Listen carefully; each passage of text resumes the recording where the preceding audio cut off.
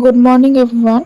ঘুম থেকে উঠে গেছি, দেখো ব্রাশ করে। আর আজকে এখান থেকে তোমাদের মিনি ব্লগটা শুরু করছি।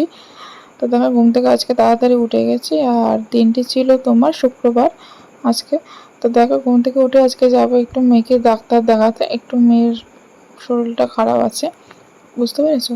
শরীরটা বলতে গেলে সর্দি কাশি, এমনি শরীরের দিকে ঠিক আছে। আর প্রবলেমটা হচ্ছে তোমার ওর চোখে, মানে ওর বাঁ সাইডের চোখটা না ফুলেছে খুব, বুঝেছো? তা আমরা কালকে দেখেছি, মানে বৃহস্পতিবার দেখছিলাম সকালে ঘুম থেকে উঠে চোখটা ফুলেছে। প্রথমে আমরা ভেবেছিলাম ঘুম থেকে উঠেছে বলে ওই জন্য এরকম কাণ্ড। তারপরেও তার কি সারা রাত এরকম চোখটা ফুলো। আর বাবা বলছে আমি আজকে আর কাজে যাব না, বাবা আজকে অফিস ছুটি করেছে। তো ওই জন্য মেয়েকে নিয়ে আজকে আমরা হসপিটালে যাব। তো এখানে ঘুম থেকে উঠেই দেখো কালকে রাতে কি বৃষ্টি তোমাদের দেখালাম, দেখলে রাস্তাটা পুরো ভিজে গেছে। তারপরে দেখো আমরা সকাল সকাল ঘুম থেকে উঠে ফ্রেশ হয়ে আমিও রেডি ফেডি হয়ে গেলাম। তো আমরা দুজনে বেরোচ্ছি মেয়েকে ডাক্তারখানা, আর মেয়েকে উঠিয়ে দিয়েছি। আর মেয়ে কিছু খাওয়ায়নি, এমনি জল খাইয়েছি।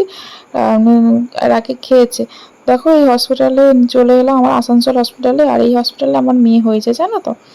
তো তারপরে আমরা ফার্স্ট ফ্লোরে উঠে গেলাম। তো ফ্লোরে দেখো কি সুন্দর সৌন্দর্য, মানে মানে তোমাদের ব্যাকগ্রাউন্ডটা তোমাদের দেখালাম। ওখানে একটা বাগান মতো আছে, বেশ ভালো লাগে। তাই এখানে আমরা এসেছি, দেখি ডক্টর আসেনি। তা ডাক্তারের জন্য অপেক্ষা করছিল, মোটামুটি লোক ছিল 4-5 জন মতো ছিল। তো যাই হোক সবার বাচ্চাকে দেখে নিল। তাই ওদিকে দেখো চেক আপও মোটামুটি হয়ে গেল। তাই ওর বাবার সাথে আসছে। তারপরে এদিকে দেখে একটা কাণ্ড ঘটেছে। তারপরে ও বলছে আজকে এখন বাড়ি যাবো না, চল একটা দোকানে ঢুকি। তা আমি ভাবছি কোথায় নিয়ে যাবে, আমি বুঝতে পারছিলাম না। বাড়ি যাবে না, বলছে না। তা যাই হোক, তারপরে দেখি উনি আবার দেখি ফোনের দোকানে এনেছে। আমি না ভাবছি ফোনের দোকানে এর জন্য, তখন বলে দরকার আছে। আর কি, আমাকে সারপ্রাইজ দিয়েছে ফোনের দোকানে। তা যাই হোক, ও আমাকে একটা ফোন গিফট করেছে। তা তোমাদের কি ফোন সবই তোমাদের বাড়ি গিয়ে দেখাবো ভিডিওতে। তো এই যে এই ফোনটা আমি নিয়েছিলাম। তা দেখো, তো এখানে ফোনটা খুবই কোয়ালিটি খুব সুন্দর, আর একটা ফাস্ট চার্জিং যারা থাকে। আর আমি তো ভালো ফোন বুঝি না, তার আমার মুখ দেখে বুঝতে পারছি আমি কতটা খুশি। ও আমাকে ফোন গিফট করেছে। আর দেখো, কোনো কারোর কাছ থেকে কোনো গিফট পেলে কি কারোর কি ইচ্ছা হয় বলো, সে নেবে না?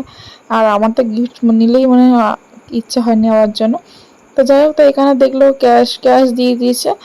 তারপরে ওদিকে আর এদিকে আমার মেয়েটাকে দেখো ছটপটে কোল থেকে নেমেছে, আর কি ছটপটিয়া বেরিয়ে গেছে। তা যাই হোক, তো ওখানে টাকা ফাঁকা দিয়ে আমরা বাড়িতে এসে গেছি। আস্তে আস্তে দুপুর হয়ে গেছে। তো এসে একটু কিছুক্ষণ বসে টসে বাবাকে খাইয়ে দিয়ে একটু ফ্রেশ স্নান টান করে নিলাম আমরা। তা দেখো এখানে আকাশটা মেঘলা হয়ে গেছে। তা চলো, তা খেতে হবে। ও গেছে স্নানে। দেখো আকাশটার অবস্থা দেখছো, পুরো আকাশটা মেঘলা হয়ে আছে, কোনো মানে হয়? তারপর খাওয়া দাওয়া কমপ্লিট করে তা তোমাদের আগেই বলেছিলাম যে দেখাবো বাড়ি গিয়ে।